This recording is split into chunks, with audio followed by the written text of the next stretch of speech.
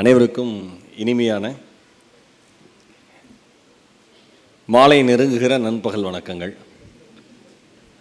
படைப்பின் சார்பாக உங்கள் அனைவரையும் வரவேற்பதில், என் நண்பனின் சார்பாக உங்கள் அனைவரையும் வரவேற்பதில் எனக்கு ஆகப்பெரிய மகிழ்ச்சி. எத்தனை வியாபார மேடைகளில் சென்று பேசினாலும் என்னை ஒரு பேச்சாளராக முன்னிறுத்திய, தமிழுக்காகவே இயங்குகிற படைப்பில் பேசுவதை என் ஆன்மா மகிழும் தருணமாக நான் எப்பொழுதும் பார்க்கிறேன். எனக்கு என் நண்பன் ஜின்னாவுடன் எப்பயுமே எல்லாம் ஜின்னாவை நீங்கள் பெருமையாக சொல்கிறீங்க. அவர் அழகாக சொன்னார், நன்றி மன்னாமாக நீங்கள் நன்றி ஜின்னான்னு ஆயிடுச்சு. அது அவருக்கே ஒரு அழகு. நான் ஜின்னாவினுடைய துணைவியை, என் சகோதரியை தான் நான் மிகப்பெரிய மனுஷியாக பார்க்கிறேன்.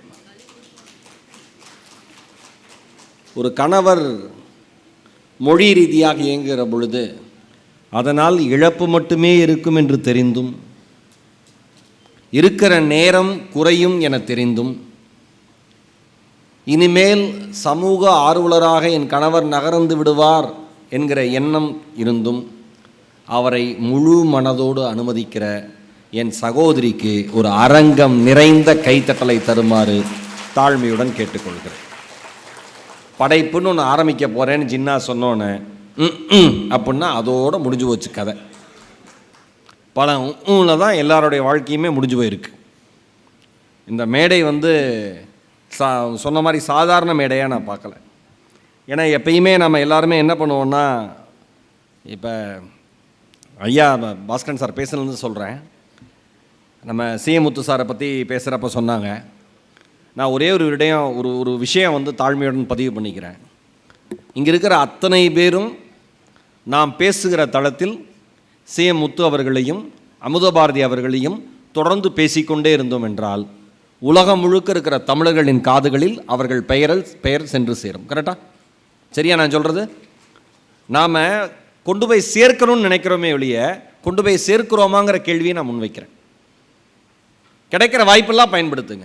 விஜய் டிவியில் திருக்குறள் சொல்லணும்னு நான் சொல்ல ஆரம்பித்தேன். விஜய் டிவியின் திருவள்ளுவருங்கிறான். என்னண்ணே முருகேசனே, என்னண்ணே? ஏன்டானா நீங்கள் இன்னைக்கு ஒருத்தனை பார்க்குறேன், அவன் சொல்கிறான் நீங்கள் சொல்கிற திருக்குறள் நல்லா இருக்குங்கிறான். அது நான் சொன்ன திருக்குறள்டா, திருவள்ளுவர் சொன்னதுன்னு. நாம் தான் இப்போ எல்லாத்தையும் சொல்லணும். அமுதபாரதி அந்த மேடையில் நான் பார்த்தோன்னே எனக்கு கொஞ்சம் நெகிழ்ச்சியாக இருந்தது. ஏன் அப்படின்னா, நான் கல்லூரி படிக்கிற காலகட்டத்தில் அப்போ தான் மீடியாவுக்கு வந்திருக்கேன். அப்போ ஐயா என்னை பற்றி எழுதியிருக்கீங்க, உங்களுக்கு நினைவு இருக்கான்னு தெரியல. என் தந்தையார் அதை படிச்சுட்டு, மரியாதைக்குரிய கவிஞர், எழுத்தாளர், சிந்தனையாளர் அமுதபாரதி அவர்கள் ஈரோடு மகேஷனுடைய பேச்சு வழக்கம் போல நகைச்சுவை பேச்சு மட்டுமல்லாமல் சிந்தனை மிகுந்த பேச்சாகவும் இருக்கிறது என்று நீங்கள் உங்களுடைய இதழில் குறிப்பிட்டு எழுதியிருந்ததை என் தந்தை படித்துவிட்டு சொன்னதை எனக்கான ஆஸ்கர் விருதாக இன்று வரை நான் நினைத்து கொண்டிருக்கிறேன். தொடர்ந்த நடை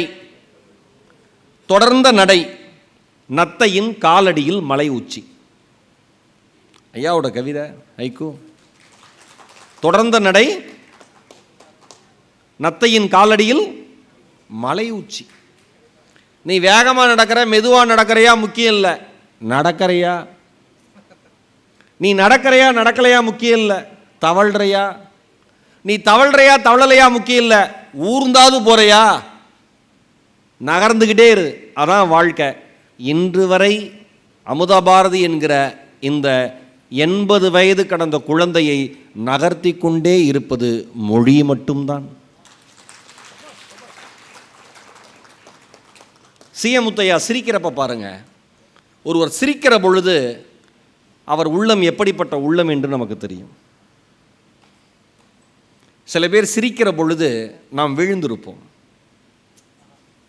சில பேர் சிரிக்கிற பொழுது நாம் அழுது கொண்டிருப்போம், சில பேர் சிரிக்கிற பொழுது நமக்கு கிடைக்க வேண்டிய விஷயத்தை பறிகொடுத்திருப்போம், சில பேர் சிரிக்க வேண்டிய பொழுது ஏதாவது ஒரு விதத்தில் நாமும் சிரித்திருப்போம். சில பேர் சிரிக்கிற பொழுதுதான் நாம் வாழ்ந்ததற்கான அடையாளம் தெரியும். இந்த மனிதரின் சிரிப்பு அந்த மாதிரி ஒரு கள்ளம் கபடமற்ற சிரிப்பு. நான் அமிர்தம் சூரியன் கல்யாணம் கேட்டேன். நான் என்னண்ணே ஐயா என்ன ஃபுல்லாக கேட்டுட்டேன். தெரியும், இன்னும் முழுசாக தெரியாதுல்ல. ஏன்னா இது பெரிய கடல் மாதிரி இல்லை.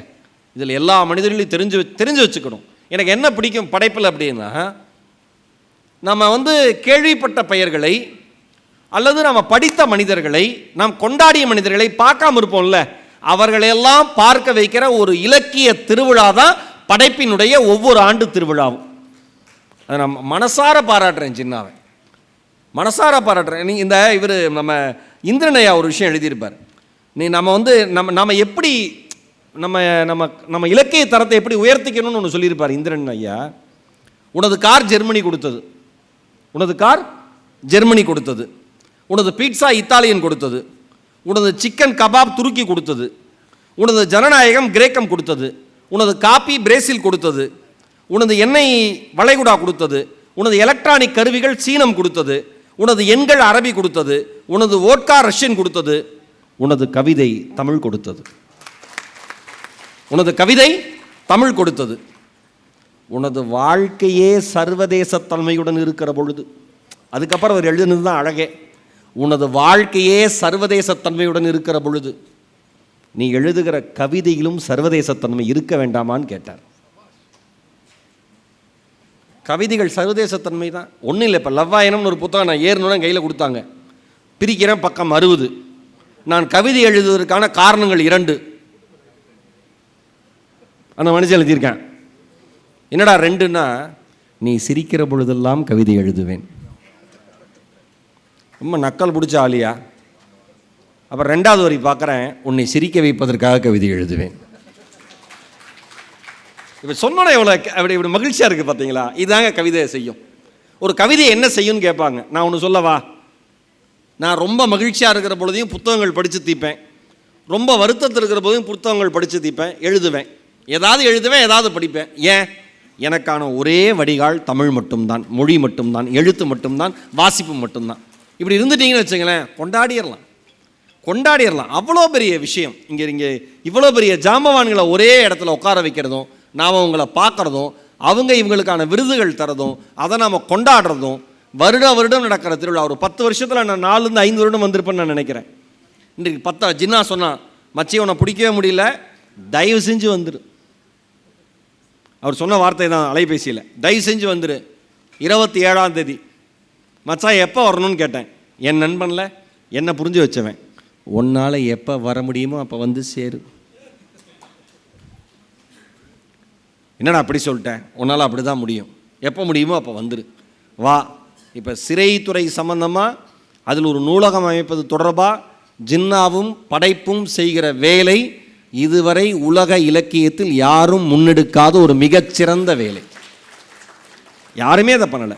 அவங்க அவ்வளோ அழகாக பண்ணிக்கிட்டு இருக்காங்க. நான் ஒரே ஒரு விஷயத்தை நான் மறுபடியும் பதிவு பண்ணுறேன். நாம் பேசத்தான் எல்லாம் எல்லாருக்கும் சென்று சேரும். நாம் எழுதத்தான் எல்லாம் எல்லாருக்கும் சென்று சேரும். இந்த இடத்தில் பேசிவிட்டு இடத்தை விட்டு வெளியேறியதும் சிந்தனை விட்டும் நாம் வெளியேறிவிடக்கூடாது. செல்கிற இடங்களெல்லாம் பேசுங்க. நான் மனசார சொல்கிறேன், உலகம் முழுக்க தமிழ்ச்சங்கத்தில் என்னை பேச கூப்பிடுவாங்க. ஐயா பேச கூப்பிடுவாங்க, நான் போகிறேன். பேசி முடிச்சுட்டு எல்லாம் கொண்டாடி தீப்பாங்க. அப்போ நான் சொல்லுவேன், என்னால் தமிழுக்கு 10 பைசாவுக்கு பிரயோஜனம் கிடையாது. இப்படியே நான் சொல்லியிருக்கேன், ஏகப்பட்ட மேடைகளில் சொல்லியிருக்கேன், கிடையாது. ஆனால் தமிழுக்காகவே பாடுபடுகிற, மொழிக்காகவே வாழ்கிற, மிகப்பெரிய பணியை செய்துவிட்டு முகவரி இல்லாமல் முடங்கி கிடக்கிற எத்தனையோ தமிழறிஞர்கள் தமிழ்நாட்டில் இருக்கிறார்கள். நீங்கள் அவர்களையும் அழைக்க வேண்டும், உங்கள் ஊரை சுற்றி காண்பிக்க வேண்டும். அவர்கள் பணம் கேட்க மாட்டார்கள். எழுத்தாளர்களுக்கு சம்பாதிக்கிற திறமை இப்பொழுது வரை வரவில்லை என்பது நான் அறிந்த உண்மை. அவர்கள் எழுத்தை கொண்டாடுவார்கள், எழுத்தாளனை கொண்டாடுவார்கள், பணத்தை ஒருபோதும் கொண்டாட மாட்டார்கள். என்ன மாதிரி கமர்ஷியலான ஒரு ஆளை கூப்பிடுங்க, கூடவே தமிழுக்காக மொழிக்காக பாடுபட்ட ஒரு மனிதரை கூப்பிடுங்க. எனக்கு தர வேண்டிய தொகையில் நீங்கள் எவ்வளவு கொடுத்தாலும் எனக்கு சம்மதம். அதே மாதிரி பேட்டர்னை வச்சுக்கோங்க. ஏன்னா ஒரு கமர்ஷியலான நிகழ்வு நடக்கிறப்ப, மொழியை முன்னிறுத்தி ஒரு கமர்ஷியலான வியாபார நிகழ்வு நடக்கிறப்ப, பின்னால் இந்த மொழிக்காக உழைத்தவர்கள் பற்றி நம் இனத்திற்கு தெரியாமல் போய்விடக்கூடாது. தயவு செய்து அவர்களுக்காக நீங்கள் இறங்கி வர வேண்டும் என்று நான் சொன்ன சொல்லை கேட்டு நிறைய தமிழ்ச்சங்கங்கள் இப்பொழுது தமிழ் அறிஞர்களை அழைத்திருக்கிறார்கள். எனக்கு ரொம்ப ரொம்ப மகிழ்ச்சி. ஒரு இலக்கிய திருவிழாக்கு ஒரு அரங்கம் நிறைந்த கூட்டம்ங்கிறது பார்க்கவே மகிழ்ச்சியாக இருக்குது. அதுவும் மத்தியானத்துக்கு அப்புறம், இவங்க சகோதரி சொன்னது பிரியாணிக்கு அப்புறம். வாங்க வாங்க சார், வாங்க வாங்க. வணக்கம் வணக்கம் தோழி சகோதரிலாம், வாடா வாடா வாடா. தெரியும் தெரியும், லிடியன் நாதஸ்வரனுடைய தந்தை, தாய், சகோதரி. வாமா, இப்போ தான் இவ பிரமாதமான மியூசிஷியன், எல்லாமே இசைக்கலைஞர்கள். திருக்குறளை இப்போ தான் அவ்வளோ அழகாக ஒரு விஷனாக ஒரு ப்ராஜெக்டாக எடுத்து அட்டகாசமாக பண்ணீங்கடா. வாழ்த்துக்கள். ஒரு பலத்த கைத்தட்டல் எல்லாருக்கும். இது இவங்களை ஏன் தெரியுமா பாராட்டணும்? வேர்ல்ட்ஸ் பெஸ்ட்டுன்னு அந்த பையன் வாங்கினான். யார்? லிடியன் நாதஸ்வரம். ஓகேவா? நம்ம ஊரில் ஸ்கூலில் ஃபஸ்ட் ப்ரைஸ் வாங்கியிருந்தாரே, அவங்க அப்பா நம்மளை கல்லூட்டு அடிப்பார். என் பையன் ஸ்கூலில் ஃபஸ்ட் ப்ரைஸ் வாங்கியிருக்கான், ஓரமாக போடாம்பார்.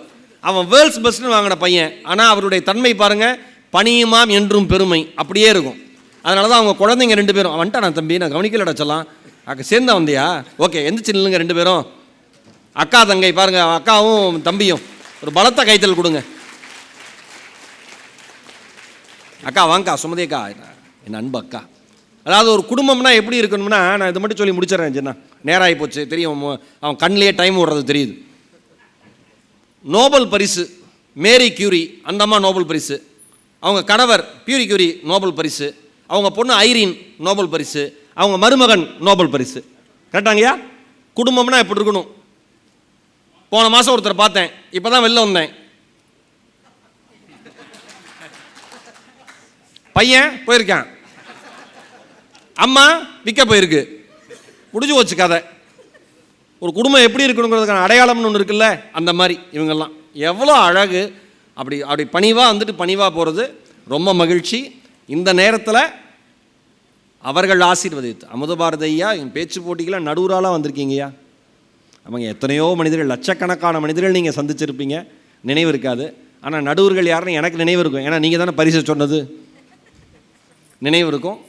அதே மாதிரி சிஎம் முத்தையா அவங்க சொன்னார், பாஸ்கரன் சார் பேசுகிறப்ப, இந்த மக்களின் வாழ்வை எழுதுகிறவர்னு அண்ணன் சொன்னார். அமிர்தம் சூர்யா அண்ணன் சொன்னார், அப்போ அவங்க தான்ப்பா எல்லாமே, மக்களோட மக்களாக இணைந்து பயணிக்கிறவங்கன்னாங்க. அவ்வளோ மகிழ்ச்சியாக இருந்தது.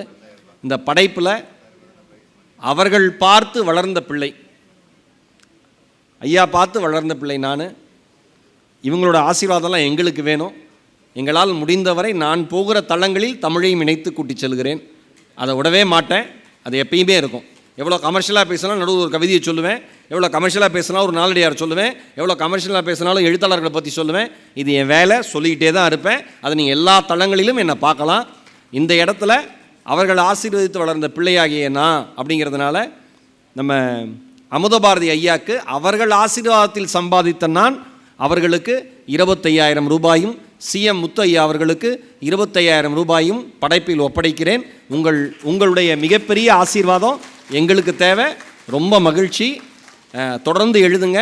ஆர்மி பர்சன் ஒருத்தர் வந்தார், நான் ஆர்மியில் இருக்கேன்னார். நண்பா எந்திரிங்க, ஒரு பலத்த கைத்தறல் கொடுங்க. நான் ஆர்மி பர்சன், ஆர்மியில் இருக்கேன்னார். நம்ம அடிக்கடி நம்ம பேசுவோம்ல, பேனா வந்து துப்பாக்கி மாதிரின்னு. தலைவா இவ்வளோ நாள் சொல்லிக்கிட்டே இருந்தேன், இப்போ தான் எக்ஸாம் பார்க்குறேன். அவர் பேர் என்ன? யாழ் துருவனா? வினோத்து. ஓ, பையன் பேர் யாழ் துருவன், அதனால் சிறப்பு நகரத்தை வச்சுட்டீங்க. Very good. சில வீட்டில் பையன்தான் துப்பாக்கியாகவே மாறுவான், பார்த்துங்க. ரைட், சும்மா சொன்னேன் வாழ் நகைச்சுவைக்கு. வாழ்த்துக்கள். எல்லோரும் இதே மாதிரி மகிழ்ச்சியாக சிரித்தபடி பயணிப்போம். யார் நல்ல இலக்கியத்தை படைத்தாலும் கொண்டாடுவோம். என் ரெக்வஸ்ட், எழுத்தாளர்களுக்கு எழுத்தாளர்கள் தான். இதை விட பெஸ்ட்டாக நான் ஒன்று எழுதினேன், ஏன் தெரில, இதை விட பெஸ்ட்டாக நான் வேண்டாம். மாறி மாறி நாமளே மண்ணை தூக்கி போட்டுட்டு வெளியில் தெரியலனா மண்ணு தானே இருக்கும், எப்படி வெளில தெரியும்? என் வருத்தம் அது. எல்லாரையும் கொண்டாடுவோம். இது நல்ல எழுத்து, இது இந்த வேண்டாம், அது மக்கள் முடிவு பண்ணட்டும். மக்கள்கிட்ட கொண்டு போய் சேர்க்கறது மட்டும் நம்ம வேலை. ஓகேவா? மக்கள்கிட்ட கொண்டு போய் சேர்க்கறதா நம்ம வேலை. யாரும் யாரை பற்றியும் குறை சொல்லவே வேண்டாம். தமிழை மட்டும் நிறை செய்கிற வேலையை நாம் பார்ப்போம். வாய்ப்பிற்கு நன்றி. வணக்கம்.